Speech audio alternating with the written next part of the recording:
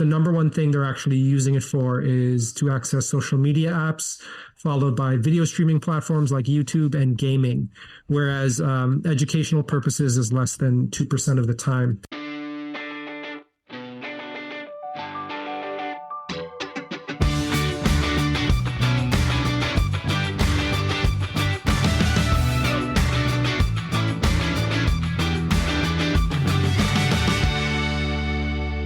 Welcome back to Closer Look. It's Thursday, the 9th day of October, 2025. I'll say this, when there's no headphones, something special is coming. Yes, it's 2 days in a row with no headphones. We didn't have headphones yesterday either. That's right. We had Marit Stiles, leader of the Ontario NDP party, in here. And here's some behind the scenes inside baseball. It was 1,000 degrees in this room. It was hot.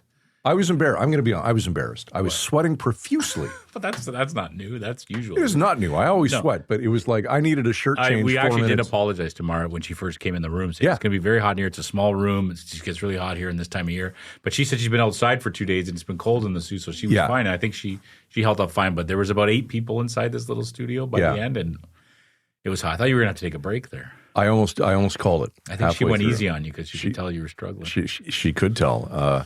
You mentioned 8 people. It's a room that comfortably accommodates about 3, maybe just 4. The 3 of us. No one else is allowed in here. Yeah. Okay. Speaking of uncomfortable, what about Matt Betts? Matt Betts. Matt, really? What the hell? He was on the show last Friday, of course, the host of the Canadian Baseball Network podcast, one of our great reporters. He called the Yankees in 5. Let's roll the clip. Yeah, I think it's going to be pretty even. If I had to make a prediction, I made the prediction this morning. I think Yankees in 5. Oh, whoa. You're going to get a lot of boos after you say that. Well, Matt, call yourself a Patriot. Blue Jays. We knew it. Even Frisco knew it. Yeah. And he's a Tigers fan. Yeah, I did kind of know that. But, I think I don't want to say anything, but he's the host of a baseball podcast. Yeah. And look, we're not here to say what kind of a host he is, good, bad, indifferent. Derek brings up a very valid point because Matt did make the picks. His record is not good so far. So when we get to the championship series, we want to know, Matt, who your picks are because Derek's going to pick the opposite, right? He wants to win something. Yes. So Derek's been betting profusely on sports since we did the episode about sports. He's lost everything. We're just kidding, Matt. He's in recovery. It's hard to make picks. I didn't even make a pick for that one, so we can't. But really, Yankees in 5. But hey, I thought they were going to send it back. There was a point in that game last night where I thought the Jays are going to that 8th inning when they had 2 on. Yeah. And their third baseman made that great catch in foul territory. I thought they were going to send it back. And I'll say this: if it was going 5. I was going with the Yankees, not because I wanted to, but that momentum, that's crazy. When you come back from 2-0 and then you're going back and you got 1 game.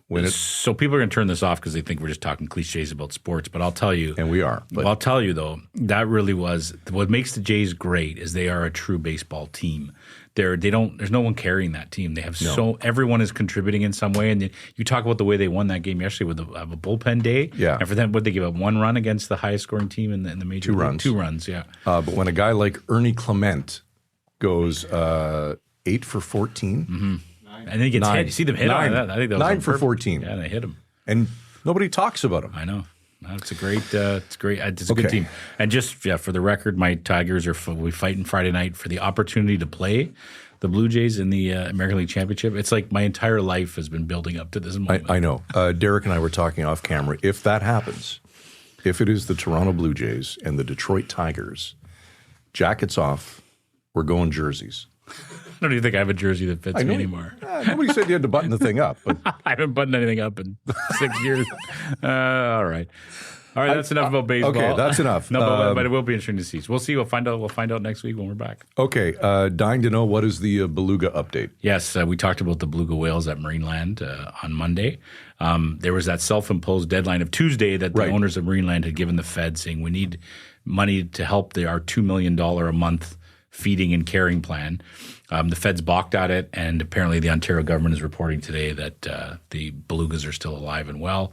The future's still uncertain. But I have to say that's been a talker. That news has gone global.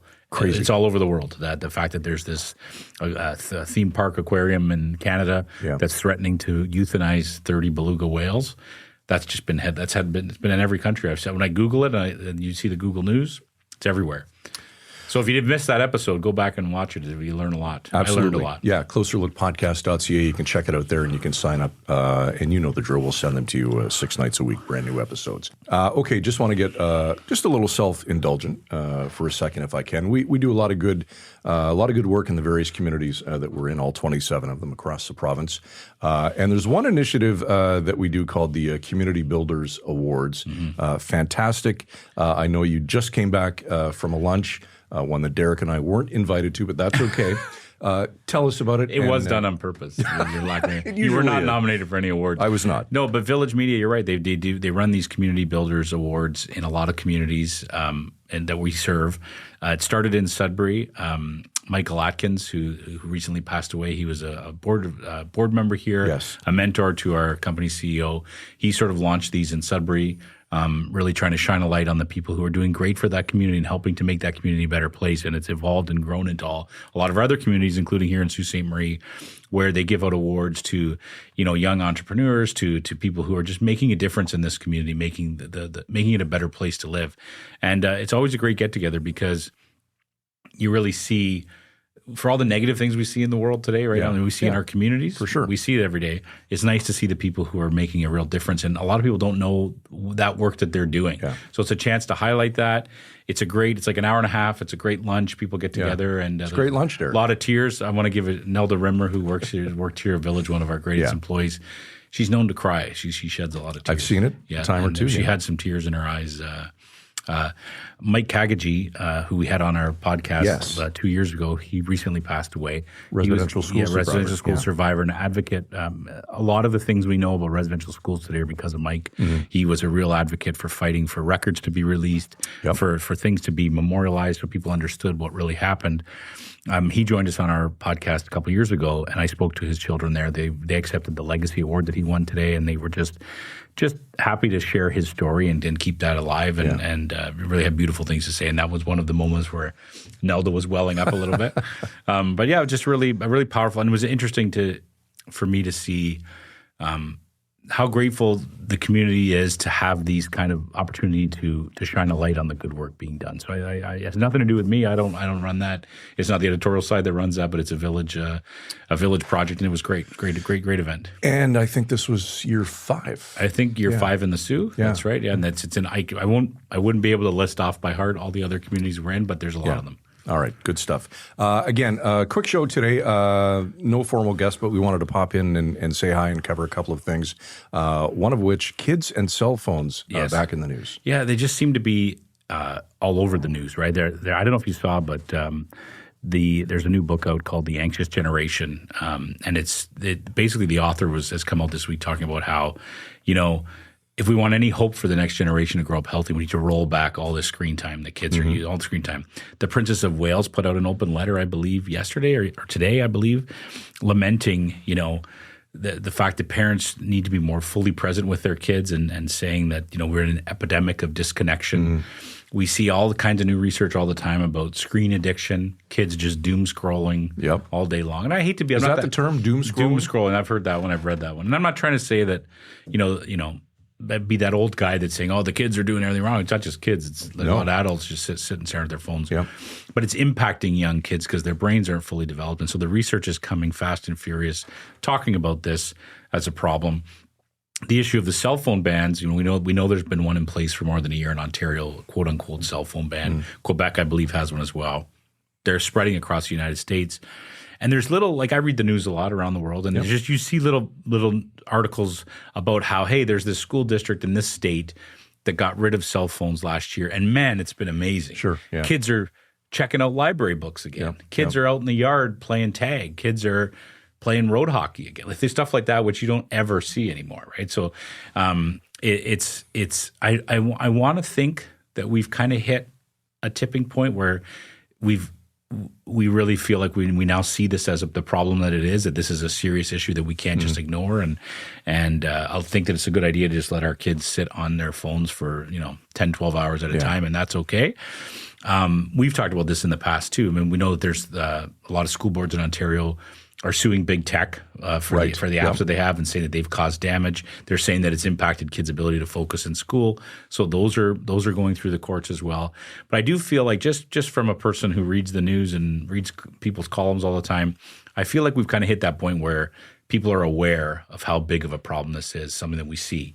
And it reminded me of that we had on Professor Sachin Maharaj from the University of Ottawa, and he's a researcher who spent a lot of time studying the impact of cell phones on students.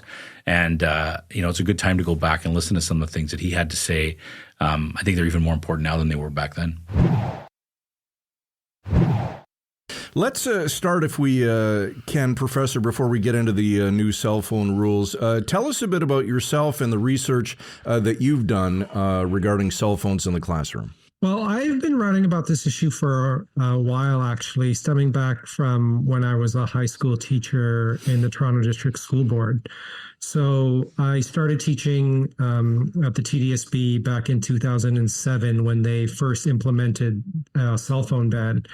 And then 4 years later in 2011 is when they reversed that ban, and teachers were told that instead of restricting these devices, we need to sort of embrace them as part of 21st century learning and teach them about responsible use. And so it was at that point, and I had started my graduate school education, that I started looking into this and writing about this, and have continued to research and write about it ever since. Now, the big issue, of course, is distraction. And if you speak to any veteran teacher right now, and I'm sure that you have, they'll tell you that kids have never been more distracted or uninterested in the classroom because of phones. Is that what you're hearing as well?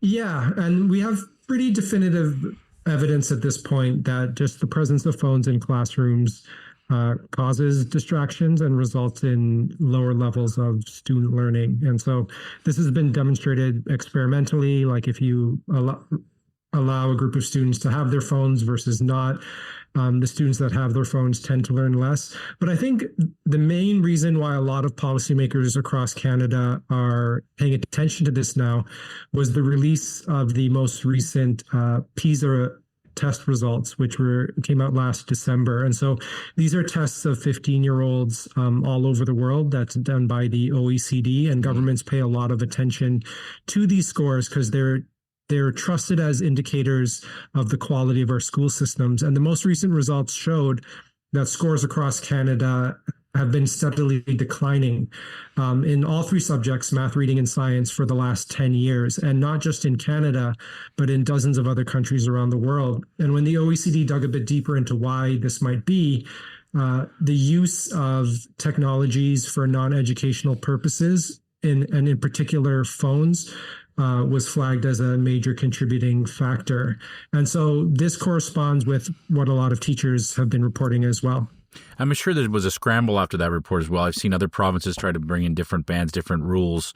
What are you seeing around the country that's different from what Ontario's doing? Just give us an idea of what other jurisdictions are trying. Well, Quebec announced a ban at the beginning of this year that was supposed to be modeled on the 2019 ban that we've had, at least theoretically, in Ontario. So it was almost exactly the same. So it carved out exceptions for when the devices are being used for educational purposes. After that, British Columbia announced its own plans to be put in place in September. And so that remains to be seen how that will actually be done, because a lot of it, similar to Ontario, is going to be delegated to the local school boards. And so the new Ontario policy isn't really new per se. We're supposed to have had a ban since 2019. Previous 2019 ban, teachers didn't feel really supported in terms of implementing these restrictions, either by school administrators or by parents. And so this new announcement is trying to signal to schools to take this more seriously. and hopefully have some more support from parents and school administrators so that it all doesn't just fall on the hands of teachers. It's an important point, right? Because as a parent of a high school student, I see this news and I sort of look at it a little deeper and you realize, well, there kind of already are rules in place, right? So you're trying to figure out what does this actually do? Yeah. But you're saying it probably will empower the school boards more and teachers to actually enforce these rules. Is that what you're thinking? Yeah. So at any given time, if you look at the responsibility of schools and school boards and teachers, they're responsible for so many different things all at the same time. And you can't prioritize and focus on everything, right? That's just kind of a contradiction in terms. And so what I think the province is trying to do now is to signal to school boards and schools to prioritize this, to take this more seriously. So that's part of the reason they didn't just make an announcement, but they're coupling it with new mandatory training around these issues and also increased reporting on report cards. And so that's a signal for everyone to sort of focus on this and take it more seriously. How have you read the reaction, Professor? I mean, some teachers' unions have spoken out about it, individual teachers. How do you read how people are reacting to this? Well, I think the concern from the teachers' unions, rightly so, is this just going to fall again on the hands of teachers to implement? And that's part of the reason the 2019 ban was largely symbolic. And if you go back and read some of the stuff from when the Toronto District School Board had their ban in place, it was teachers report similar things, that it's just left up to them to deal with this essentially without getting any support. And the reality is, if you don't get some level of support from parents and students as well, then this is not going to be tenable, because if it's left up to individual teachers to kind of police the phone use of dozens of students who are resistant, and when they try to do that, parents are unsupportive and are complaining to the schools and administrators, then the whole thing becomes unworkable. And so it's really going to take a collective effort. And so I think that's where you're seeing some of the concerns raised by the teacher unions. And it just makes you wonder how much time now in the classroom is going to be spent and focused on, teachers arguing with, particularly high school students who have always had their devices with them. They feel lost without them. How much time now is going to be, lost on that versus focusing on what should be focused on in the classroom, which is teaching. Yeah. And so I think the hope is that initially, if tighter restrictions are implemented, that there might be kind of a period at the start where there's some adjustment, but hopefully that's not going to continue. So if you look at cases of individual schools that have tightened restrictions, that's what you tend to see, is that there is a lot of time spent on enforcement in the beginning, but then as new expectations and norms are developed, that kind of subsides over time. And so hopefully that will be the case. But again, we need to get parental buy-in, I think, in order to make this successful, because they're the ones that are purchasing these devices. They're the ones sending their kids to school with them. And a lot of parents really enjoy the ability to communicate with their kids throughout the day. That's part of the appeal, I think, as well. But if we can convince parents that, having some more restrictions are going to be of benefit to their kids' learning, as well as just their social and emotional development, hopefully most parents will get on board. You bring up a great point, Professor. We've talked about this in the past, and I speak with all kinds of friends of mine. The parents want to be attached to their kids 24/7 at school. Yeah. And I'm like, I would support a no phones at school at all. Just leave them at home, right? I think we've gone so far the other way on needing to be in touch with our kids. Like when they're at school, I mean, we all went to school, but they needed us, the secretary would call. Yep. And so it's interesting you bring that up, Professor, because this isn't just about getting the students in line. It is about getting parents in line. And how difficult is that going to be?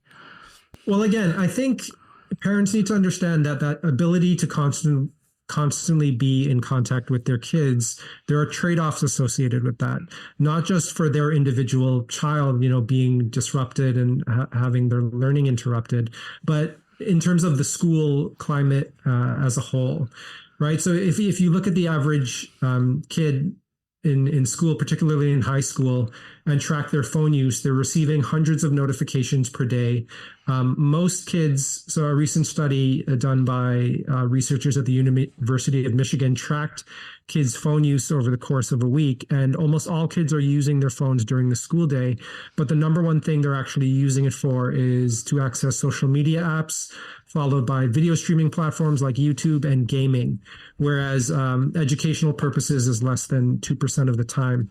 And so if you couple that with all of the notifications and messages that they're receiving throughout the school day, like this is really impairing their ability to focus and pay attention. And I think if you ask parents, do you want to create a learning environment that's going to help your kids to learn, as much as possible? They would say yes, right? And so we have to kind of present it that you're not just giving up the ability to maybe contact your kids 24/7, but they're actually gaining a lot in terms of their learning. And the way the provinces approach this is they've kind of differentiated it based on the age of the kids, right? So in elementary school, there's much more of kind of a blanket restriction, whereas for older kids in high school, they can access it in between classes and at lunch. So it's not like you're completely cut off from your ability to communicate with your kids. But I think restricting it during class time should seem like a reasonable approach to most people. The social media aspect is a good one. Has that not led now to a class action lawsuit by a number of school boards against some social media platforms?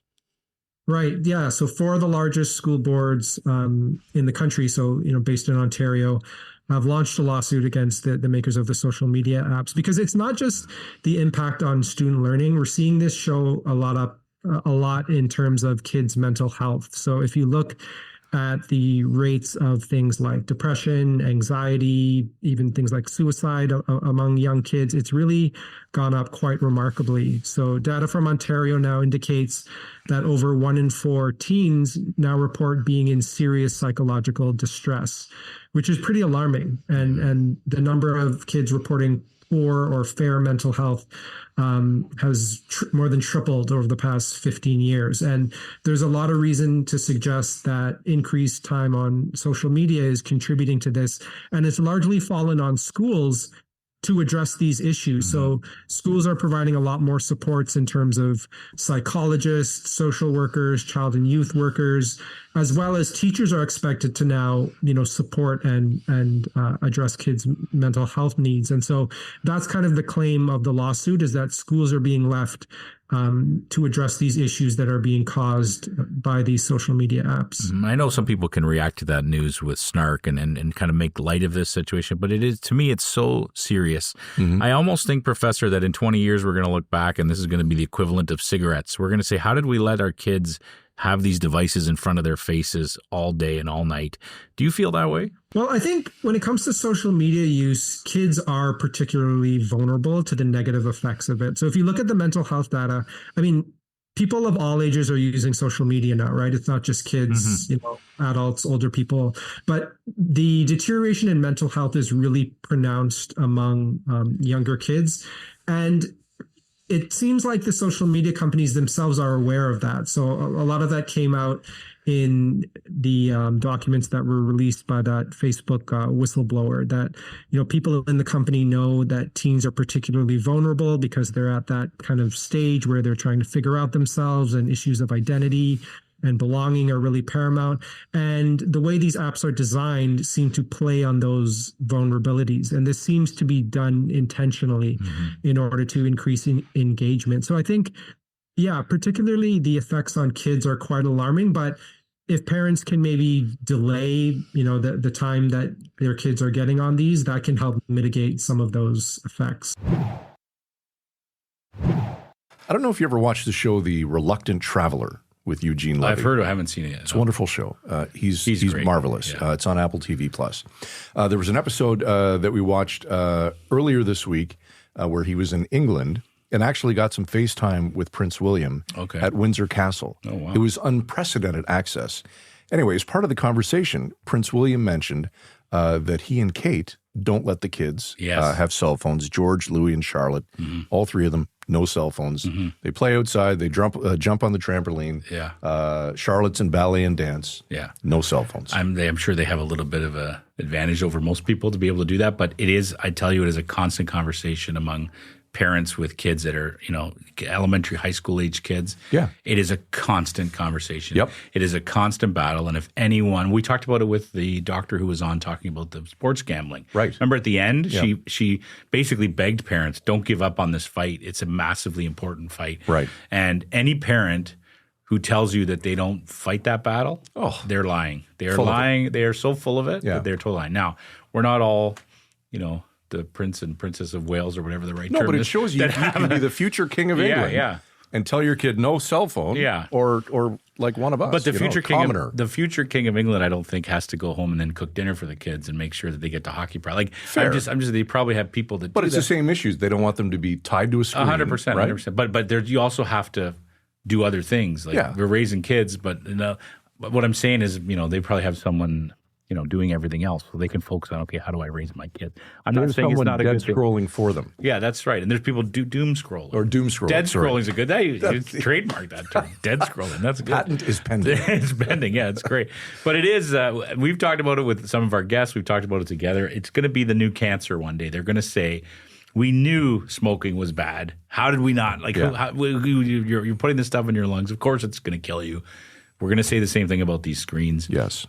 We're going to say, why did we let our kids stare at these things all day long? It's just they're not looking at anything. It's impacting them in ways we don't know yet. I think back to Catherine Martinko, another former guest, now a best-selling author, who didn't let her then 14-year-old have a cell phone. Yeah. So, and she's one of the great voices out there. She's still writing columns and talking about how important this is. And I don't know if we last long enough. AI is going to take. We're going to talk about AI tomorrow. Actually, we have an AI related guest tomorrow, so we'll talk about that. So it might not matter in 5 years anyway. Exactly. We'll all be. This will be an AI. Two other guys. This will be an AI generated podcast. That's right. Which it may or may already not. And it'll probably. Who knows if it might be one already? We just don't know.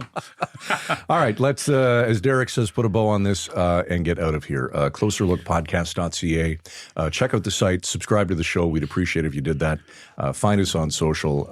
And any questions or comments, as always, we would love to hear from you. Closerlook@villagemedia.ca. For Michael Friscolanti, Editor-in-Chief, I'm Scott Sexsmith, back to wrap the week tomorrow at 7 o'clock sharp, right here on Closer Look. Frisco and Scott's Wardrobe provided in part by Moores, Sault Ste. Marie.